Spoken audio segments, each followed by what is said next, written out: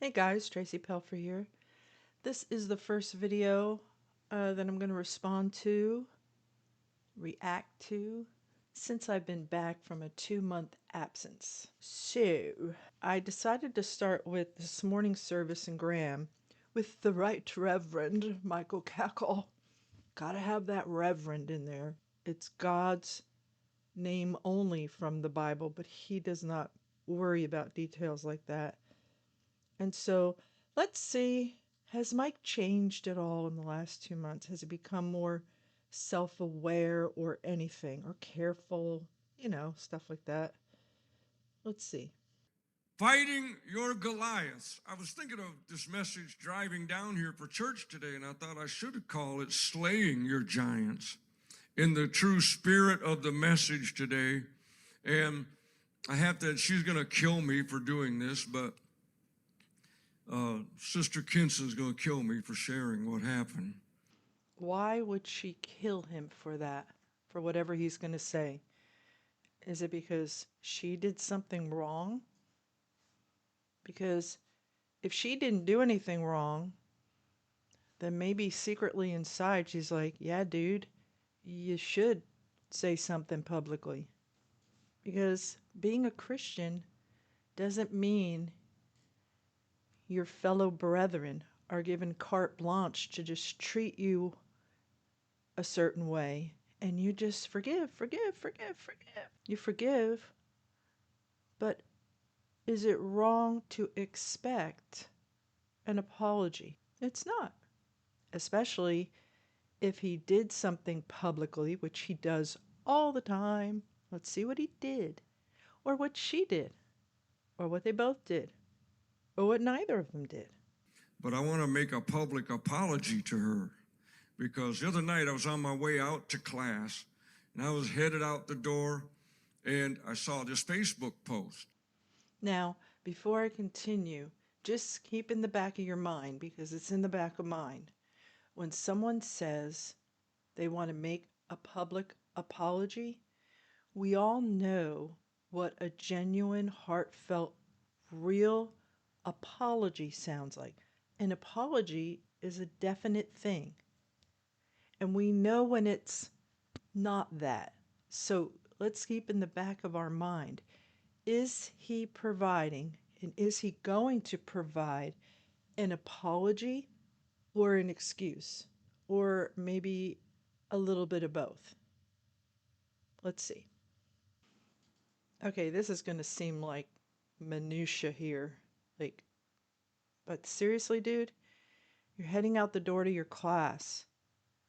And unless you're posting something on Facebook that, hey guys, I'm on my way, anyone want to take bets on how likely that is?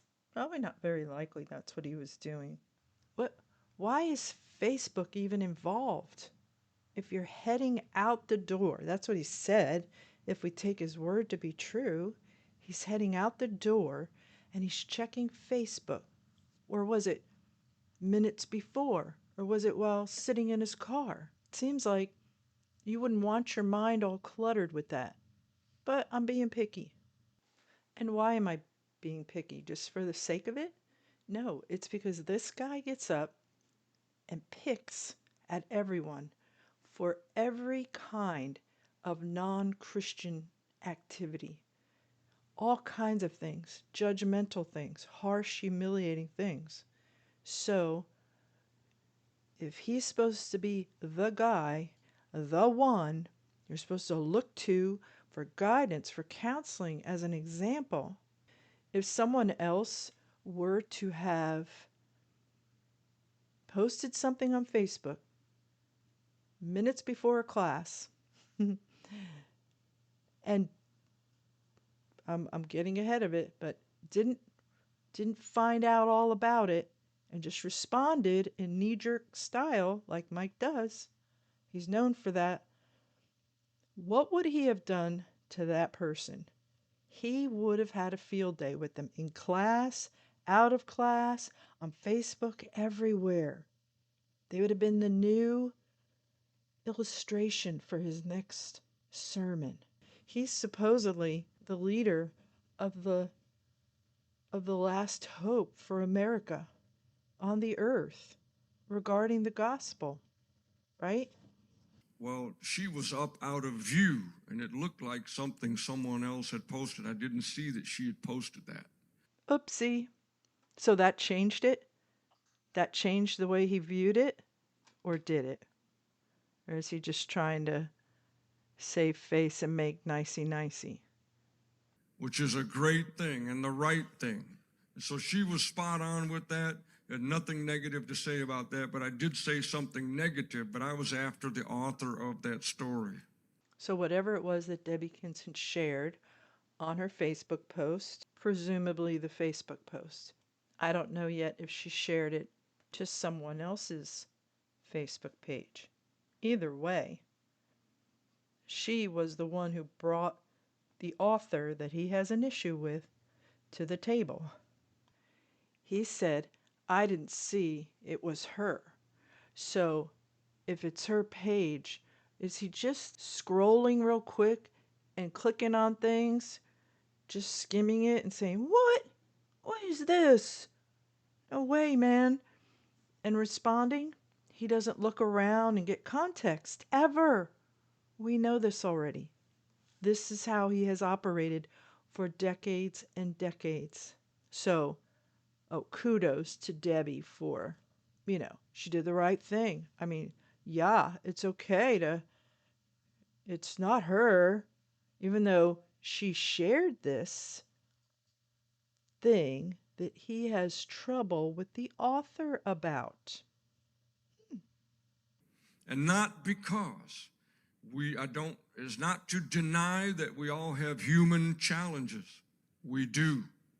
It was not an attempt to deny that we all have to pray and that we all need to pray for a closer walk with God and revival in our lives and in the churches so that we preach the right thing and we do the right thing.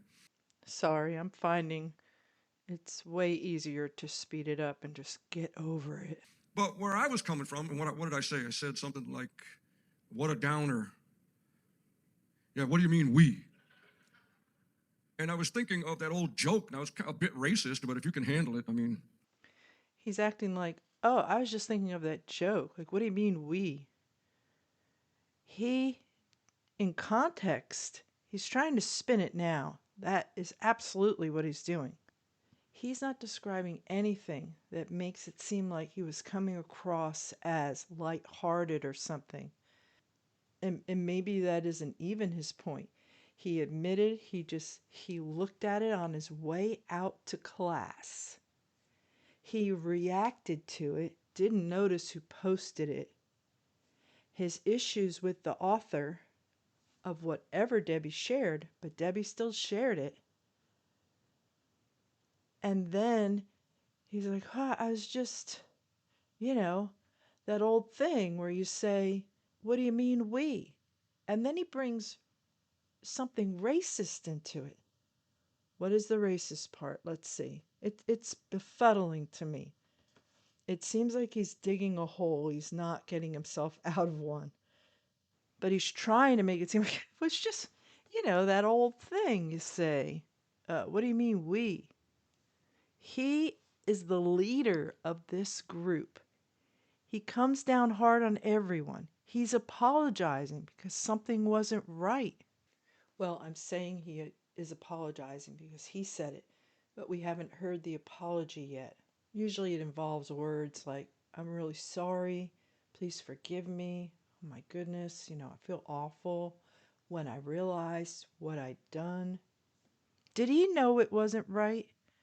Or did someone have to tell him it wasn't right? I would be really interested to know. Maybe he will say as we go along, because I didn't listen beyond this point.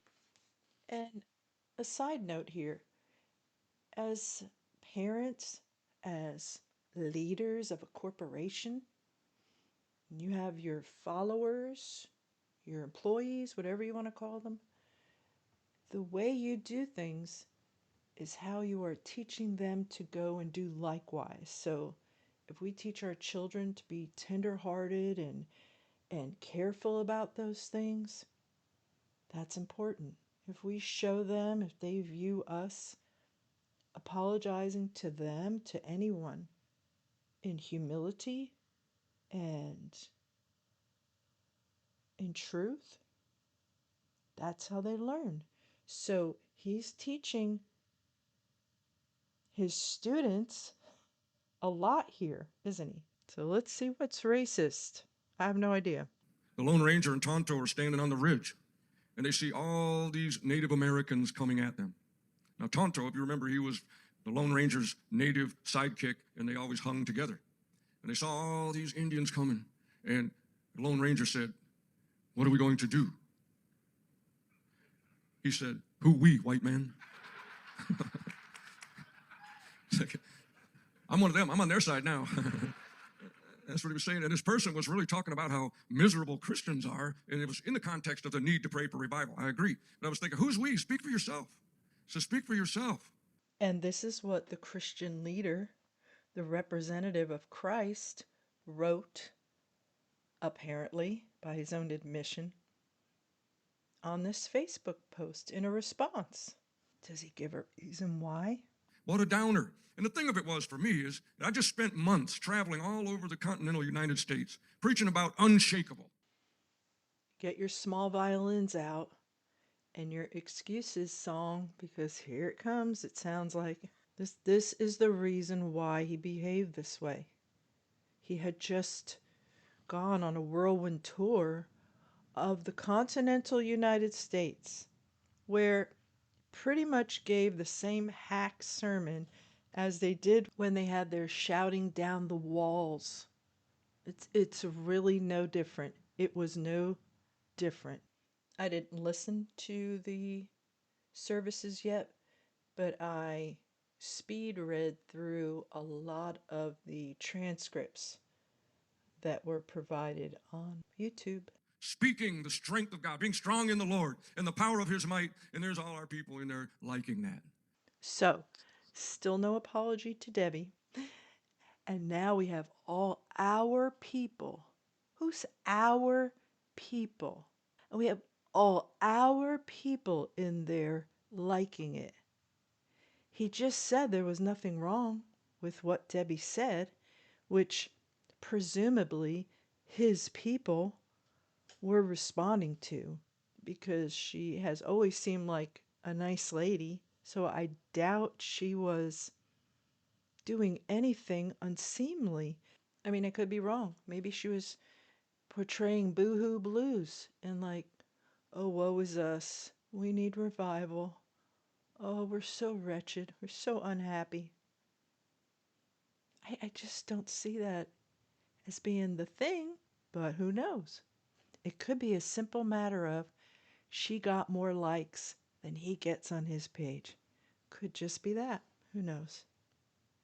And very likely, depending on what day it happened, what she shared was meant to be in line and to buttress what had been preached.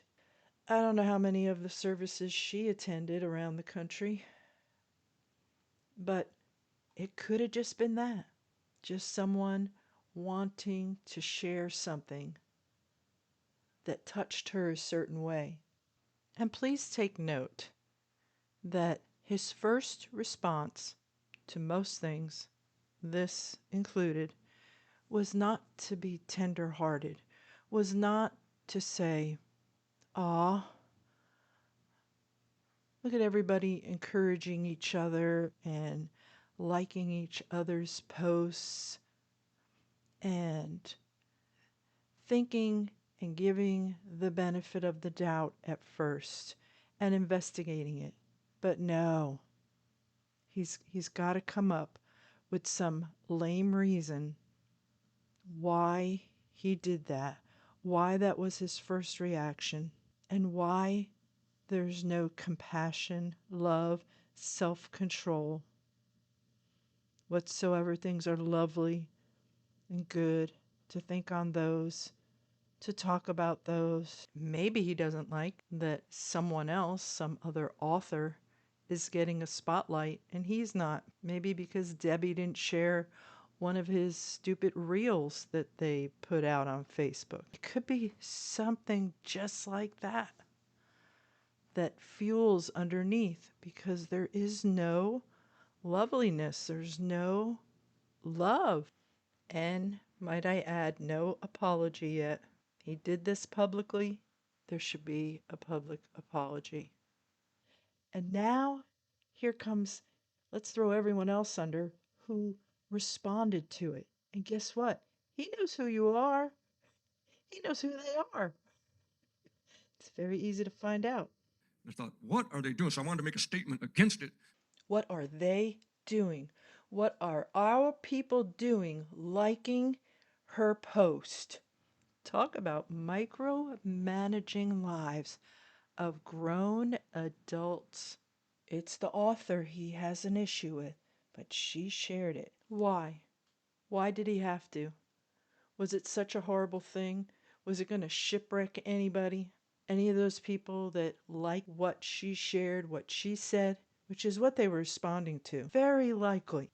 I don't know how often Debbie Kinson posted on Facebook any kind of encouragement or anything, but he has to speak out against it. That's his job. This is what you have to put up with if Mike is your friend on Facebook. He still, no matter how much he tries to exonerate Debbie at the beginning, she's the one who posted it. There's no getting around that, is there? Did I mention that there's still no apology? Because it was speaking negative. Yes, we all have that need, but the author was saying things that painted all Christians in a negative, helpless light, and that's what I was fighting against. Fighting against. That's a strong word. He looked at the Facebook post as he was leaving the house for class. He admitted he didn't even know who had posted it and what he's fighting against. So that is such a backhanded way at telling Debbie Kinson that her choice and what she shares stinks in this instance. Still no apology. I'm really beginning to wonder if he has any understanding of how controlling he is, how mean he is, how his knee-jerk reaction is not a pleasant one. It's not a loving one. It's not a benefit of the doubt one. I believe he did this just because of who Debbie Kinson is. Having been raised in the church, her dad had been on the board. He's not anymore. He's emeritus. He's living in Colorado with his other daughter and his son-in-law, Ankenbauer. And she's been married to Phil for how long? Since she was 14, 15? Yeah, it's that kind of organization. And I continue, I always fight against that. And I'm not denying that I have my own human needs. We all do, from the preacher all the way down to the altar to the pews. Everybody has a common temptation. We're common in all the things we face. And I just want to mention before I tidy up this video, this attitude about everyone from the preacher, from the top to the bottom. The bottom is the pew. The bottom is the people in the pew. That flies in the face. If you believe the Bible, if you believe the words of Jesus in red, this flies in the face. This flies in the face of what he taught. There is not this caste system within. There's not supposed to be. There's not. But still no apology. And what Goliath means to you, I don't know. It varies, does it not? For someone that does not know Christ, there's a challenge of being saved, of dealing with the sin problem, the challenge of conquering life's battles that seem to just drown us. Oh, I don't know. Maybe it's late and I'm a little punchy. But does it not seem like the very thing? Now, I did not see what Debbie Kinson shared. I have to go by Mike's rendition, which is sketchy at best, all the time sketchy. But here he seems to be putting forth the same sort of negative thing. The sin problem, the challenge of conquering life's battles that seem to just drown us. He's doing the same thing. And look at that slick segue, man. Look at that slick segue you got doing. Just moved away from it. He just stepped back, step back, step back, step back. Slick segue. And no apology to anyone. Not to Debbie, not to the our people. Truly, if someone has a copy or a screenshot or a name of what Debbie shared and you want to slide it to me on the sly, then just go to the blog, go to the contact form, send it with a fictitious email address or whatevs, and just to see, was it that bad that he not only knee jerk reacted to it, threw Debbie under the bus when he wrote his response on her page, and in the service here threw our people under the bus. Was it that bad? What in the world was it that he had to fight against it? What was the fight about? What was the problem? Anyway, he segued right into something negative. He basically has to put people in a degraded state so his story about David and Goliath can work in their lives. We all know it. NTCC is a works based salvation message because at the same time that he's saying he's fighting against this attitude, he has to keep people in a state where they're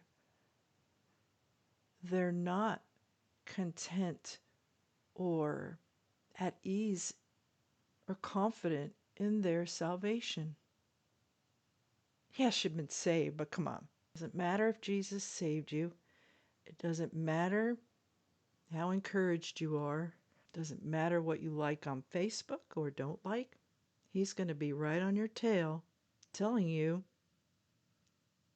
you need to stop being so lame and slay the giant already. I mean, how many times have you heard this? Ho hum. You have to be in a bad place so he can come along with message from the mount and dispense it to you. And you need to just sit in your seat and listen with great intent. And now, who is going to want to not only share things on their Facebook page, but comment or like something? It's a form of control. It's a crazy form of control. Just delete him as a friend and put your profile to where only friends can see it. And the only things anyone else should see, it should be private, except Facebook won't let you have your cover photo or your profile as private, but everything else can be. So hopefully she was smart enough to put it to change the settings. But if she removed it completely because of this guy, that's just sad. I hope she didn't do that. I hope she's made of sterner stuff than that.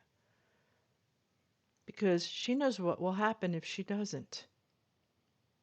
Is that he's going to take it as a slap in the face, and he's going to equate that to giving God a slap in the face, because that's how they do. But you know what you can do? You can go over to Michael Kekel's Facebook page, and what's important to him? It looks like that top post where he's like, I got it right again. I'm right. I'm right. You should be coming to me for information. I'm right. he has said stuff like that in service. I'm not going far. I'm not straying far from his thinking. But go ahead and like and love. Oh, sir, you are so right about climate change. This is the important issues of our day. It's why we came to Bible school. It's what thrilled us about this whole organization. Please.